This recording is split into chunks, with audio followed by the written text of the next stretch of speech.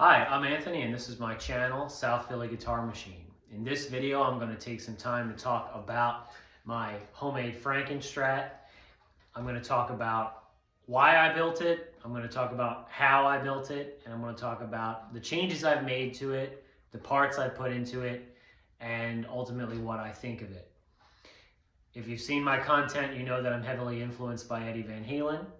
And so the fact that I have a Frankenstrat shouldn't be any great surprise. So let's start by talking about why I built the thing.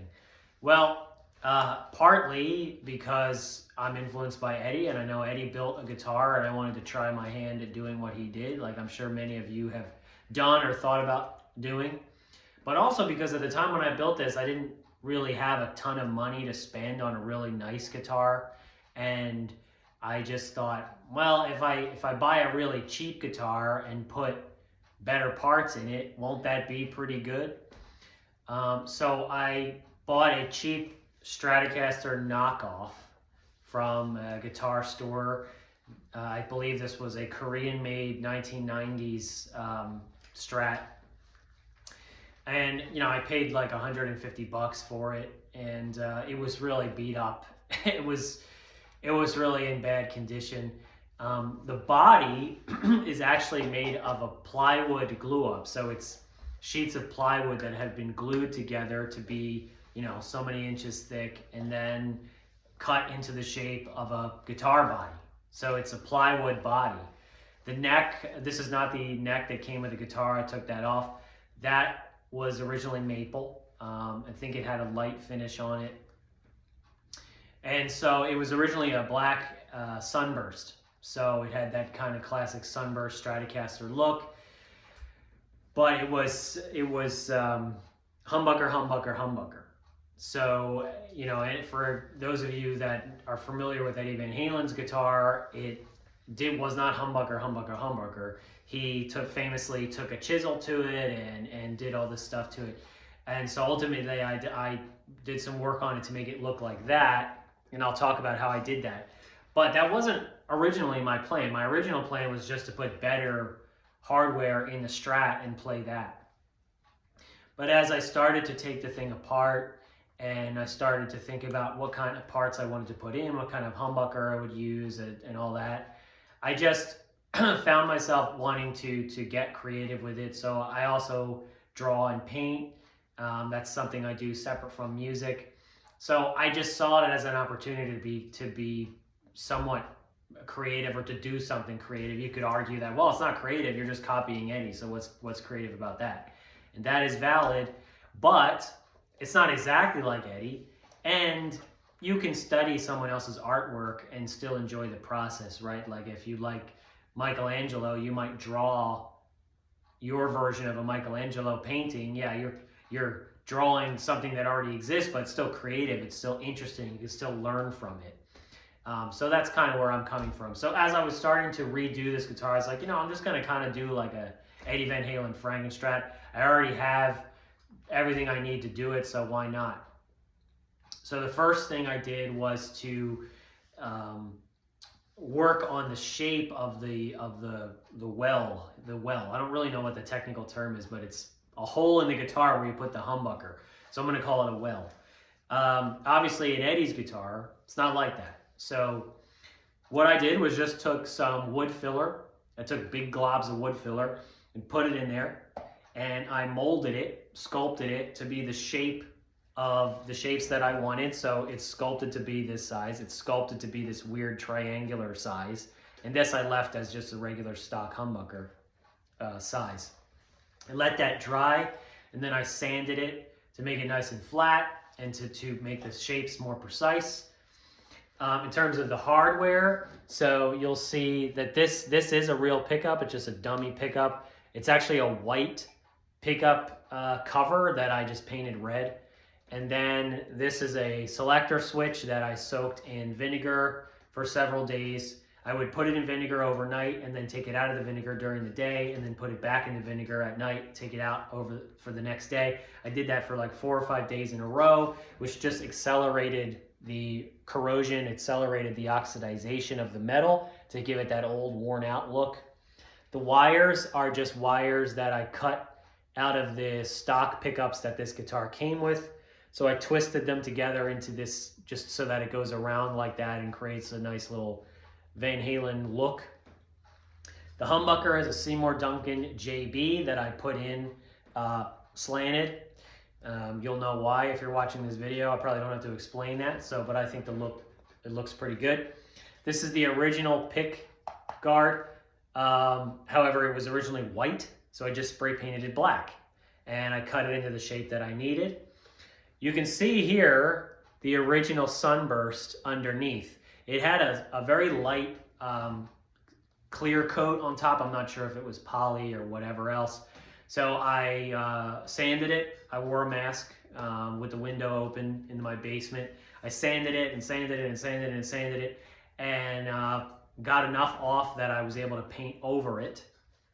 So I painted over it in black, and then some white. I did like white striping and didn't love the way that looked, so then I just did a red, and I decided to give it like a beat up relict look. So once the red was on, I went back to sanding it and sanding it to reveal all the paint that was underneath of it. So with so many layers of paint underneath of it, so you've got the original sunburst, then the black, and then the white, and then the red, by sanding through that, different intensities at different spots on the guitar, I was able to create this kind of like, this worn out, you can see all the different layers, and it gives it a lot of visual texture. And I was ultimately happy with that, so I just kept it. The bridge is it's a Godot bridge. It's not expensive. No, excuse me. It's a Wilkinson. It's not a Godot. It's a Wilkinson bridge. Not expensive. It's just designed to fit on Stratocaster type guitars. The reason I bought it was because the original bridge that this came with had a really cheap, thin block, and I hated the way that felt. It felt like it was going to snap off every time I did a dive bomb. So this Wilkinson bridge, it's not a great bridge. However, it gets the job done, and the block is really thick. So that's what I liked about it. You can see here the block is black, but it's a lot thicker than the original block that was in there, which was real thin. The neck itself, as I said, is my tuner on there. The neck itself is a neck I got from a kit. I ordered a kit from a kit company. I didn't love the kit. Maybe I'll do a separate video on that and why I didn't like it. But the neck was originally from a kit. That's why it's blue, because I painted that guitar blue. And so the reason I replaced the neck from this guitar was because it was so overplayed that if you looked down the neck, like, if you give it the rifle view down the barrel, down the neck, you could see where the radius had been changed in certain points from someone playing the heck out of it. So the frets were altered, the wood, there had been wood removed. It's possible someone went at it with sandpaper, but I think it was just years of playing. So it didn't feel that comfortable to play. Plus, being a Stratocaster copy, the radius was already kind of narrow to begin with. This is a 12-inch radius, so it's not like shred level flat, but it's flatter than what was originally on there, and it's quite comfortable for me. So I put the newer neck on. This is a totally raw maple neck and maple fretboard as well, obviously. So it's more comfortable. The radius is more comfortable. The frets are the jumbo frets, so that feels pretty good. It required me to put a shim in there when I put the new neck on. That, if some of you that have worked on guitars, you probably know that shimming can be difficult. So what always happens to me when I shim a neck is it's just like put the shim in, put the neck on, okay, see where it is. It's not where I want it, take the neck off. So ultimately it's just a lot of screwing the screws in and taking the screws out to get it right. But anyway, the neck's on there now. It's where it should be. It feels really good. Luckily the screws in the body of the guitar, the the drill outs where the screws go in the body of the guitar fit exactly where they are in the neck. So I didn't have to re-drill holes or anything. I lucked out. And this, obviously, it's got the banana headstock, which I like. You know, again, it's a call out to Eddie's famous guitars. The eye hooks, I just had those sitting around in my basement. And the strap is a cheapo strap that I got from a local music store. The tuners are, I have no idea what brand they are. They came with the kit that I ordered the neck from, so all I had to do was put them on. They're pretty good. I don't have any complaints about them. They work fine. One thing I will say is this neck, some of you with sharp eyes might have already noticed, it's got the Floyd locking nut, okay? Because the guitar kit that I ordered this neck for had a Floyd on it. Not a real Floyd, a knockoff Floyd that was just atrociously bad. Unusably bad. So I was like, well, okay, what can I do with this?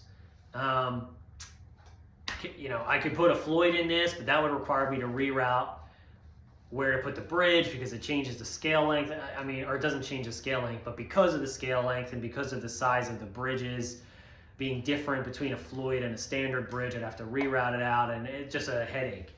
So I'm like, well, okay, I mean, I'm not going to put a Floyd on it, so what if I just use the thing just like a regular nut? And that's exactly what I'm doing. It's just it's a locking nut without the locking nut parts. So some of you out there that are really tech savvy, really guitar tech savvy, might think, that's crazy, this is stupid, why not do this? If you have that opinion, leave a comment because I'd love to learn from you and I'd love to hear what you have to say for the next time. I'm totally self-taught with this stuff, so if you see some glaring obvious mistake that you really want to let me know about, please do, because I'm happy to learn. So, you know, so far it's been working fine. It doesn't give me any problems. I mean, I know that there are things like brass nuts out there for guitars. So I thought, well, that brass is a metal, so why is this so different from that? One problem I have had is because this is designed to have the locking nuts in there that keep the strings where they're supposed to be. Without spring trees on the headstock, the strings, when I would hit them hard, like with an open chord or something, would pop out of the string slots. So I had to put some string trees on there because I don't have one of the special Floyd crossbar thing. I don't have one, and I just don't feel like buying one for a homemade guitar that's supposed to look like, you know, that has this look. I'm just, you know, if I get my hands on one, then maybe I'll use it. But part of the problem is that at the angle that the strings are at, if I put a standard Floyd kind of crossbar thing, it goes like right here, right? So it would pull the strings too far down. It would break the angle of the strings too much, and I'm afraid that would knock it out of tune easily. So I put regular spring trees in there. One is a plastic, like fake self-lubricating plastic or whatever, and one is a standard Fender style spring tree. Why are they in those places? That's not random. I put them in those places because just from trial and error, I found that those are the places where the spring trees least affect the angle of the string. So in my experience, I found that the more you change the angle of the string, this is on a non-Floyd guitar. On a non-Floyd guitar, the more you change, the more you break the angle of the string up or down, you cause it to go out of tune when you use the bar, okay? So I put the spring trees in a position where I was changing the string angle the least amount. And I just wanted them to have enough tension on the string to prevent it from popping out of the nut. That's it. I didn't want them to hold them down, just to stop them from popping out. That's it. So that's what I did there. Let's see, what else can I tell you about? As I said, Seymour Duncan JB. I did all the soldering and stuff myself. As you know, at one volume and one humbucker, it's not a hard solder job. The The input jack cover is the original one from the original guitar. Again, I also did the vinegar soak with that to help it oxidize quicker. On the back, I did the classic reflectors, just slap some paint on there so they're not super bright. And so, is there any other details that I could tell you about? Oh, the bar just fell out of the bridge. It goes to show you a lot about the bridge. You can't turn the guitar upside down or the bar will come out. So what is this guitar to me? Okay, so this guitar is just a fun thing. Basically an art project. It's not a guitar that I would try to sell. It's not a guitar because honestly, it's such a hunk of junk that I wouldn't really feel good about selling it to anybody. It's just a fun thing. It was a fun guitar to work on. It's fun to play. It's an ongoing experiment. I like that if I get my hands on a random piece of guitar hardware, I can kind of throw it on this guitar and see how it works. It's basically like a consequence-free environment.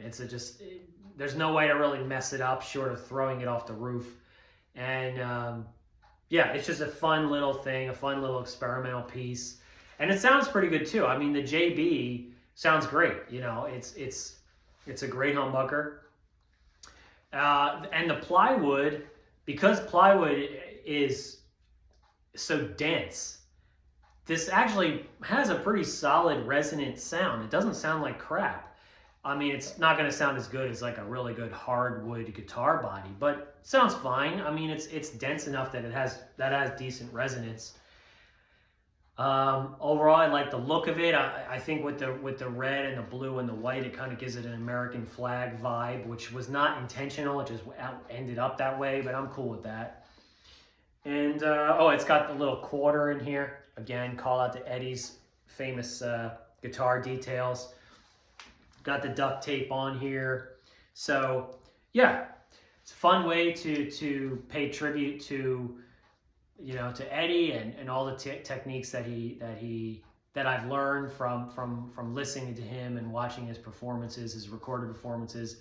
But it was creative enough and artistic enough that I found it to be fun and interesting.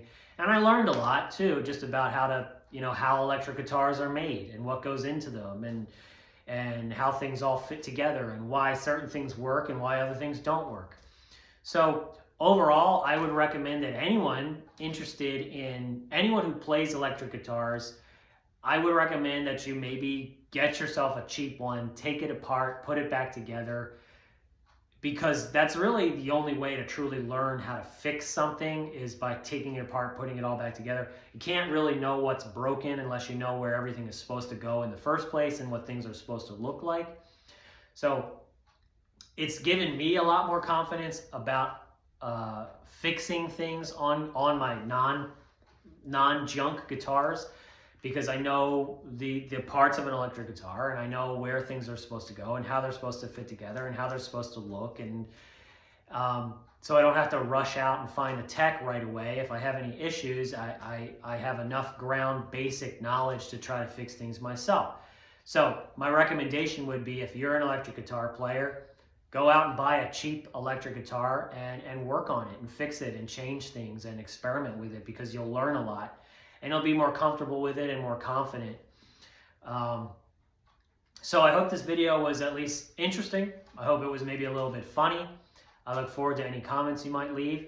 And consider subscribing, consider leaving a like, and check out the shorts section of my page for my regular guitar content. Thanks again.